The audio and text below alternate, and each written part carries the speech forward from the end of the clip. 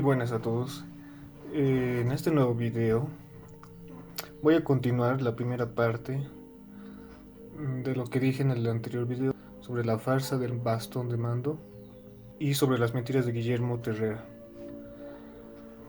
Muy bien, resumiendo el video anterior, hemos determinado y hemos comprobado que Guillermo Terrera ha puesto en boca de escritores medievales ciertas citas en las que se afirmaba la existencia del bastón de mando y el supuesto viaje de Parsifal a las Américas, cosa que nunca ha pasado y esas citas han sido inventadas por Guillermo Terrera.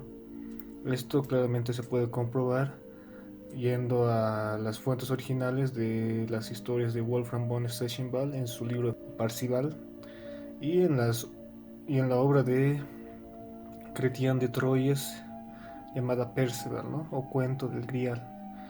Entonces, una vez ya hemos determinado esto, no solo son estas las fábulas, los inventos que ha hecho Guillermo Terrera al respecto de la mitología artúrica, ¿no? Y enlazarla aquí con la mitología de Sudamérica. Ya todo esto ha sido complementado, obviamente, con otras afirmaciones. Claro es pues que cuando uno inventa algo, dice una mentira, ¿no? Tiene que sostener la base de varias mentiras, ¿no? Aquí voy a exponer las más importantes. Obviamente en toda su obra, en todos sus libros, hay muchas citas, muchas referencias que ha inventado Guillermo Terrera, ¿no? Para dar sustento a, a sus libros, a sus ideologías. Entonces, dicho esto, podemos comenzar con una de las citas que se halla en su libro Wolfgang Sachsenwald Parsifal, Orfelio Ulises. Tal es el título del libro de Guillermo Terrera, en la que podemos encontrar varios ejemplos de mentiras que dijo el escritor al que le llaman maestro Terrera. Podemos ver, por ejemplo, la siguiente cita que nos habla sobre la obra de Richard Wagner. Ustedes saben bien que yo siempre cito a Richard Wagner. Es un importante escritor y un importante compositor. Ahí cita la obra de Richard Wagner titulada El Anillo de los Nibelungos. Este afirma, ¿no?, la historia de Sigfrido, de las historias más antiguas que se tienen de las leyendas de Germania. Guillermo Terrera, por ejemplo, dice en su libro, dentro del texto de la segunda jornada, se refiere, ¿no?, a la obra de Richard Wagner, que Sigfrido, ¿no?, el jefe de los nibelungos llamado Albérico, al dirigirse al dios de dioses Wotan, le dice: tú habías pactado con los gigantes nórdicos la construcción de un enorme palacio y luego trataste de cambiar sus términos, pero olvidas que tus palabras están grabadas en la lanza invencible que funciona como grabador de lo que dices. Tú, Wotan, exclama el enano maldito que acaba de salir del centro de la tierra, lo tienes escrito en el bastón de mando y no puedes desconocerlo. Con esto significamos que el toki lítico o bastón de mando ya era conocido y denominado como tal. ¿No? Es lo que dice Guillermo Terrera en su libro, ¿no? Que, como ven, pone como evidencia el texto de Richard Wagner, que afirma que ya se ha hablado del bastón de mando, ¿no? Pero, eh, como ya hemos visto, aquí dice bastón de mando, ¿no? Es lo que le dice el enano maldito a Wotan. Si nos remitimos a la obra de Richard Wagner, que está disponible en internet, ¿no?, su obra se puede descargar en PDF, también está disponible en físico. Ustedes pueden buscar la palabra, que es la segunda jornada, ¿no? El segundo acto, si lo decimos así. buscar la palabra bastón de mando. Este supuesto texto no está en el libro de Richard Wagner. De hecho, este enano se refiere a la inscripción en su lanza sagrada de Wotan, pero jamás menciona que se le llama bastón de mando, ¿no? Esto Guillermo Terrera lo tergiversó, ¿no? Para que aparezca esta palabra, ¿no? Bastón de mando en esta cita, simplemente colocándolo como tal, ¿no? Él dice aquí muy claramente: Wotan, exclama el enano maldito que acaba de salir del centro de la tierra. Lo tienes escrito en el bastón de mando y no puedes desconocerlo. Ya es así como Guillermo Terrera inventa citas de libros que son conocidos, ¿no? Dentro de Europa, pero que aquí no han sido difundidos, ¿no? O no eran conocidos en aquellos años en que Guillermo Terrera escribió estos libros, ¿no? Que eran ya por los años 80, 70.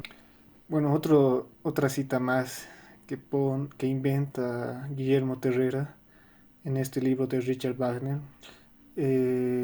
Dice, ¿no? Que en la tercera jornada o el tercer acto le dicen a Wotan lo siguiente: todo es grabado en el mango de tu lanza, como las cláusulas con las cuales dominaste el mundo, con tu bastón de mando que fue construido en Armórica, en uno de tus peregrinajes a este lejano continente donde te conocían como Bultán. ¿Ven? Esto es muy evidente que es invento de Terrero, ¿no? Aquí dice, con tu bastón de mando que fue construido en Armórica. Él es el único que se refiere así a América, ¿no? Y si buscan en el tercer acto de Richard Wagner, en su obra de Richard Wagner, jamás van a encontrar estas palabras. Ya es de más querer negar, no lo evidente, lo que estamos demostrando acá, que pone en boca de autores conocidos citas que jamás existieron. Esto ya es mentir de forma patológica, ¿no? Todo en, en apoyo, para el apoyo, ¿no? De sus ideologías, de sus teorías.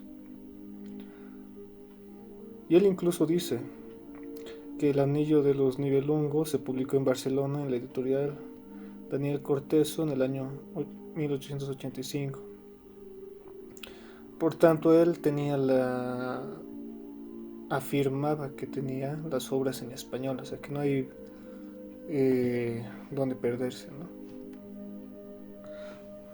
Otra de las afirmaciones de Guillermo Terrera se refiere a la antigüedad que le da a esta piedra lítica, que es el bastón de mando. ¿Por qué es que le da la antigüedad de 8000 años? Veamos lo que dice en su libro, ya citado, que dice: de igual manera se podía salir por los 8 senderos que indicaba Buda en sus milenarias enseñanzas, o por las 8 torres del oculto y neblinoso castillo del monte, o en su defecto, los estudiosos podían salir por los 8 lados que poseían las construcciones reales o metafísicas de la orden de los templarios, como por las 8 torres del auténtico y real castillo de Wevelburg, que señala la ciencia mágica de los hiperbóreos, o que eran necesarios los 8000 años de historia que no tenían ni tiempo ni espacio, de acuerdo a la propuesta de Orfelio Ulises, donde el 8 estaba multiplicado por 1000 veces en el bastón de mando, y en la metafísica de Vyavara y Chavara, que nos enseña que fue el propio Wotan o Bultán quien construyó la piedra de la sabiduría en el cerro Uritorco. Aquí en esta última parte dice algo muy interesante. Él se está refiriendo a que el por qué da esta antigüedad al bastón de mando.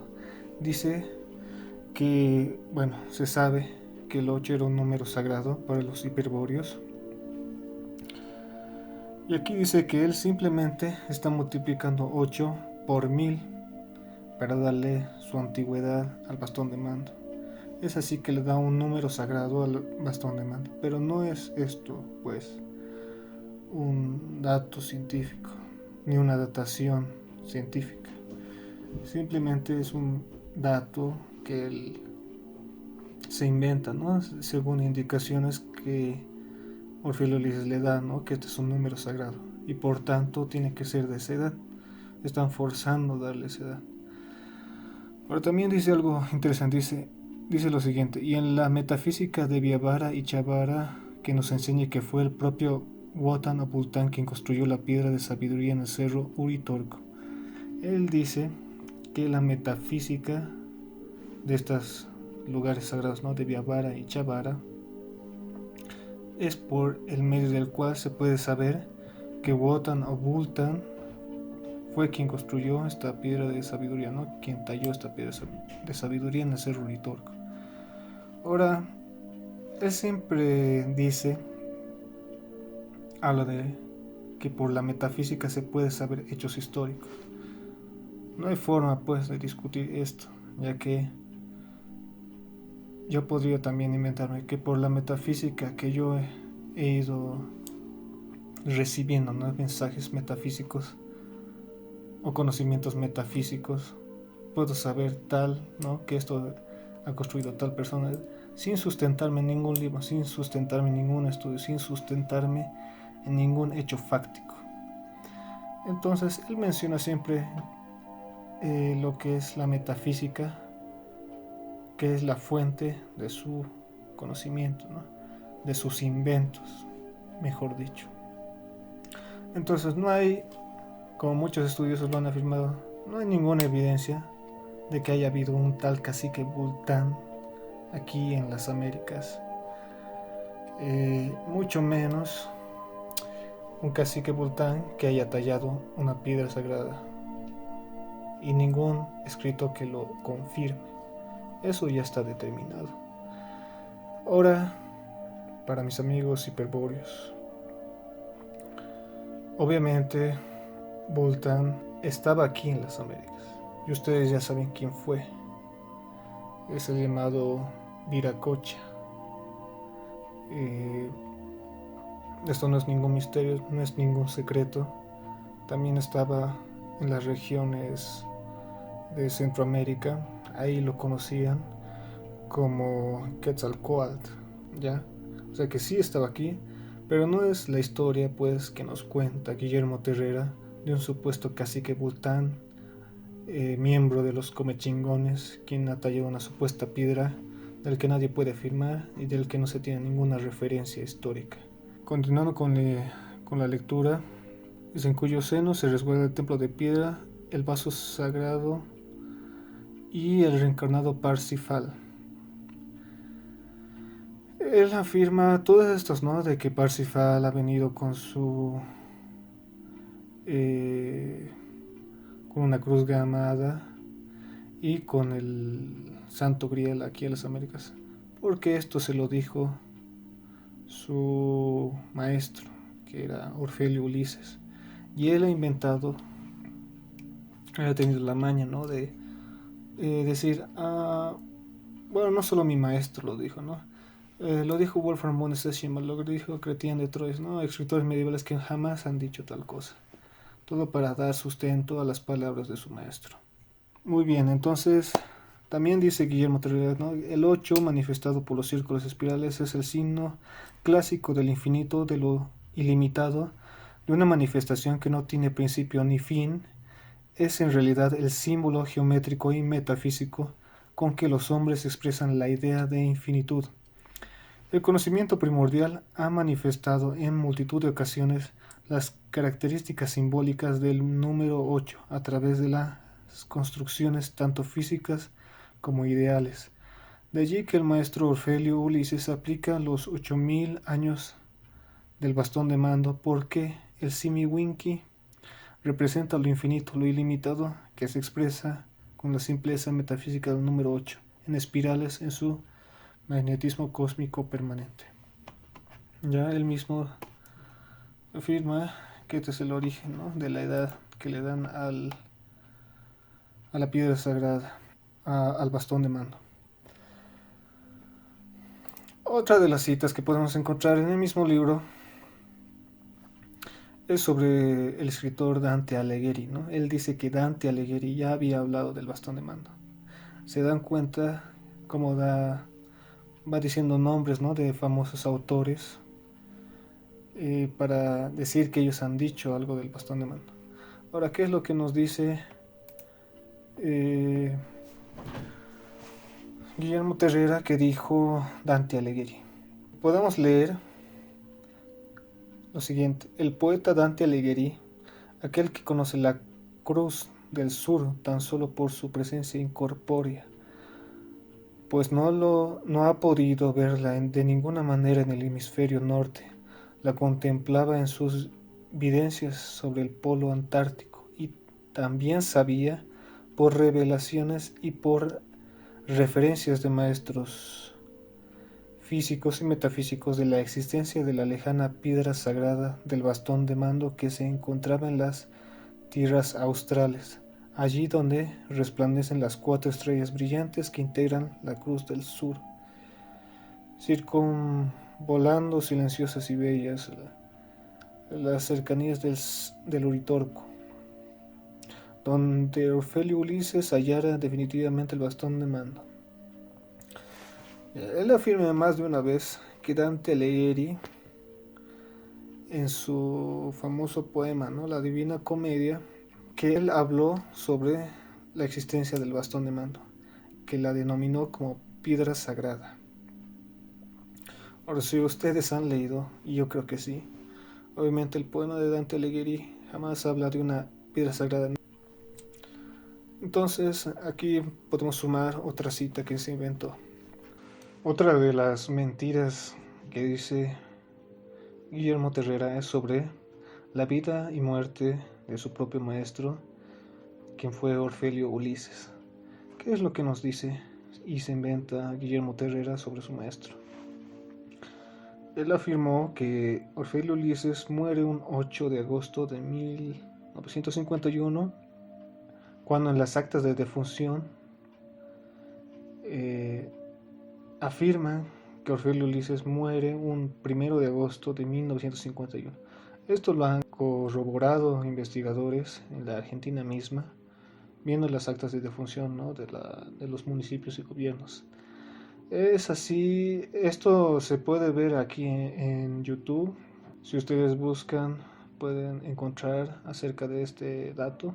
Entonces él pone de nuevo de manifiesto su preferencia por sus ideologías en vez de su preferencia hacia la verdad, ¿no? Es así que inventa de nuevo que Orfelio Ulises muere un 8 de agosto de 1951. ¿Y por qué?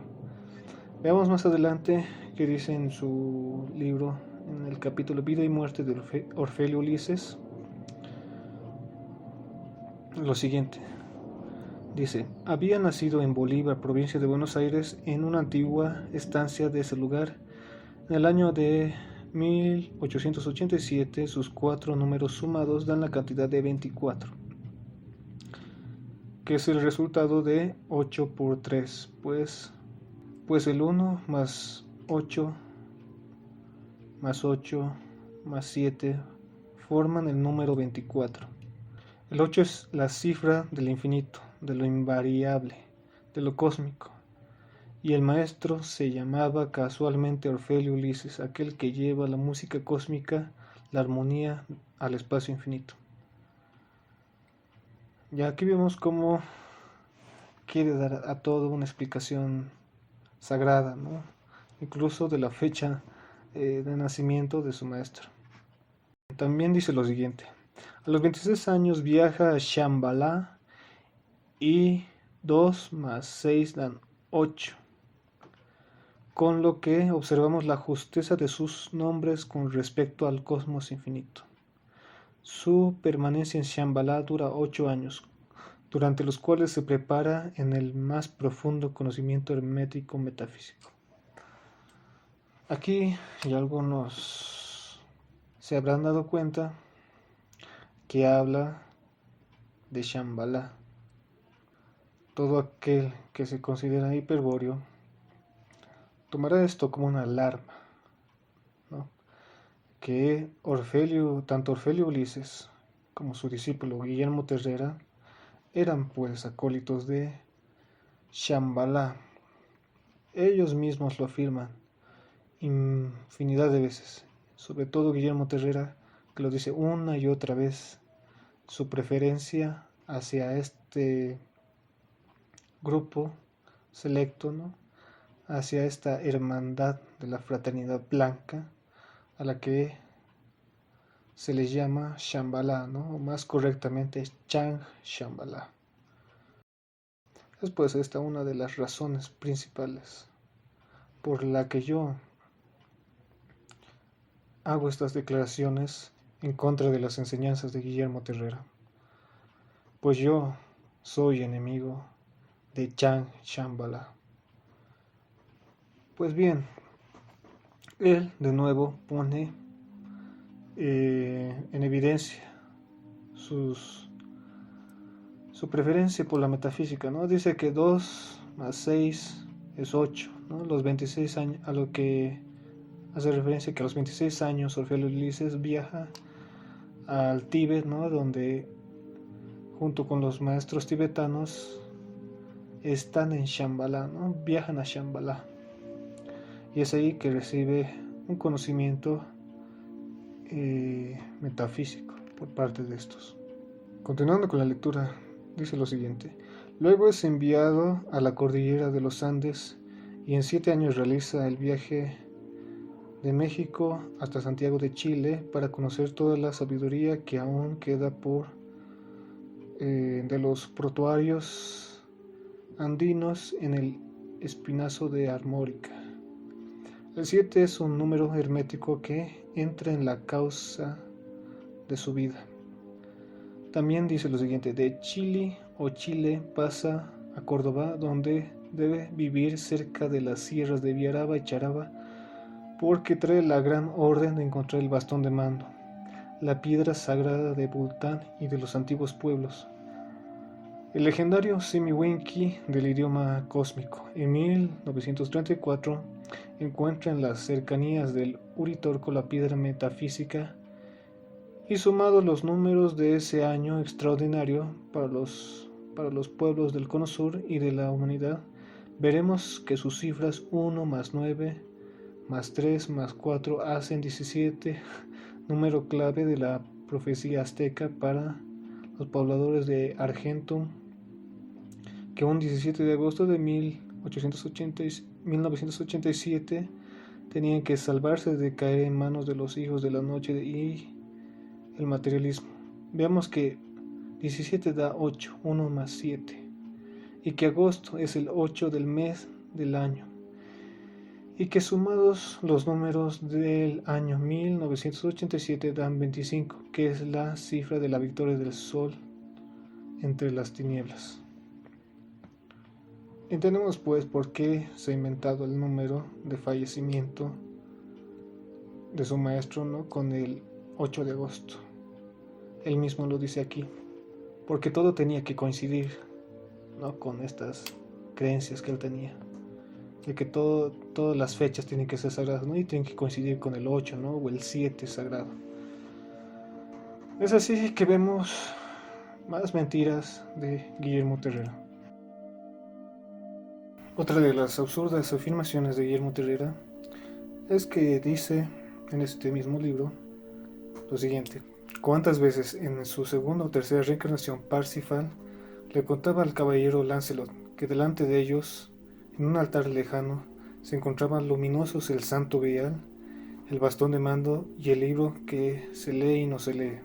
Como ven, aquí hace otras afirmaciones que por supuesto no están sustentadas en nada, ¿no? en ningún escrito ni en ningún hecho histórico. Simplemente lo afirma porque sí, ¿no? Porque eso es lo que coincide, ¿no? Con las enseñanzas que le ha dado su maestro Orfeo Ulises, ¿no? Dice que supuestamente en la historia de Parsifal este había reencarnado varias veces, y en la segunda o tercera reencarnación dice que habla con Lancelot y le cuenta que delante de ellos se encontraba el santuario, ¿no? El altar sagrado del Santo Grial, y el bastón de mando y el libro que se lee y no se lee.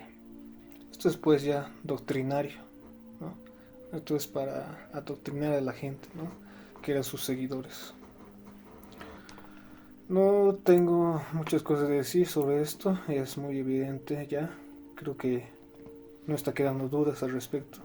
Antes de que me olvide, quiero citar este texto de su libro de Guillermo Terrera, que habla sobre de dónde sacan, ¿no? Su conocimiento. Dice lo siguiente: algunos investigadores aseguran que Parsifal murió ahogado por un torrente de agua que entró a la caverna donde está construido el templo de piedra.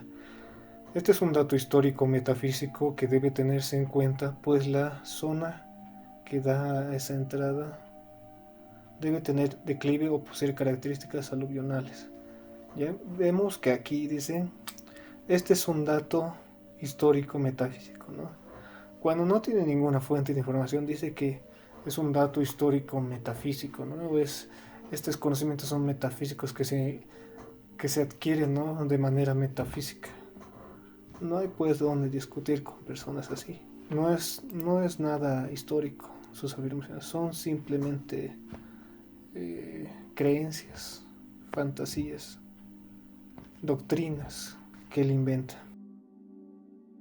En otra cita afirma que en el segundo viaje de Parsifal estuvo acompañado de Wotan y Orfeo Ulises. O sea que Parsifal ha viajado de nuevo a las Américas junto con el dios Wotan y Orfeo Ulises, ¿no? Está creando ya una mitología, ¿no? Esto ya está yendo más allá de una mentira.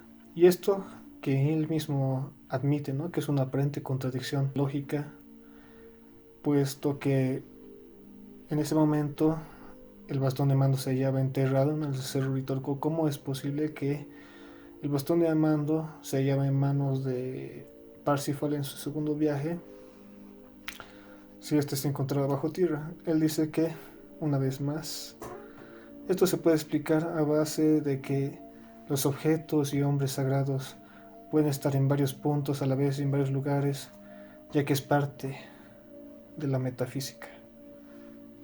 ¿Ya? O sea, esta historia del segundo viaje seguro la ha contado Orfeo Ulises, y para no contradecir a su maestro es que ha dicho, no, es que esto ya es parte de la metafísica. Ya, esa es la única salida que le da para no contradecir a las enseñanzas de su maestro.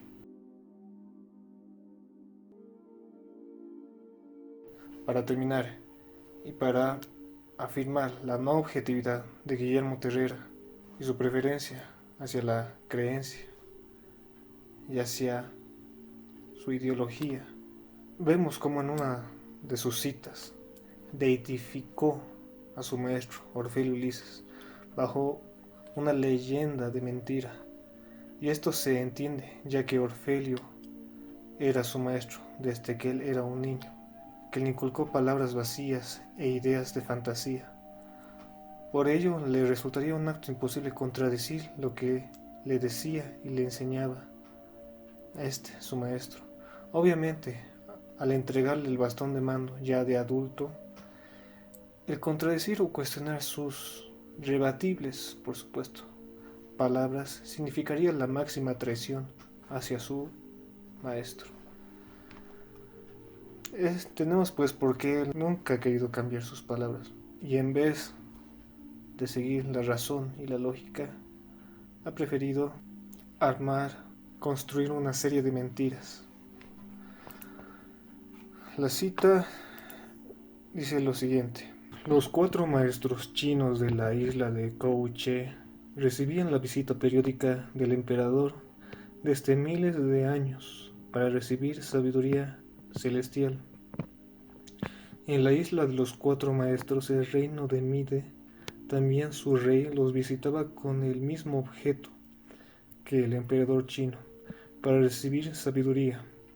En Argentum, los 4 maestros que habitaban en las 4 porciones iguales de su territorio se reunían en el Uritorco y se llamaban Orfeo Ulises, Huitaicón, Tocor y Bultán.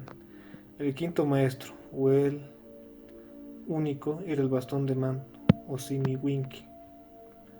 Vemos aquí cómo ha llegado a deidificar a Orfelio Ulises, poniéndolo como un maestro junto con otros tres. Bueno, aquí vemos como Guillermo Terrera pone en un pedestal a Orfelio Ulises, ¿no? Lo deidifica. Todo esto confirma nuestras afirmaciones, nuestras evidencias de cómo Guillermo Terrera ha creado esta mitología, ha dejado esta mitología tras de sí, ¿no? De Orfelio Ulises y el bastón de mando, y de la mentira del viaje de Parsifal a las Américas. Todo para sustentar su ideología y no rebatir las doctrinas de su maestro. Bueno, esto ha sido todo por hoy. Para cualquier consulta pueden escudriñar estos libros y estas citas si es que aún no están convencidos, para así de una vez convencerse de las mentiras que hizo Guillermo Terrera.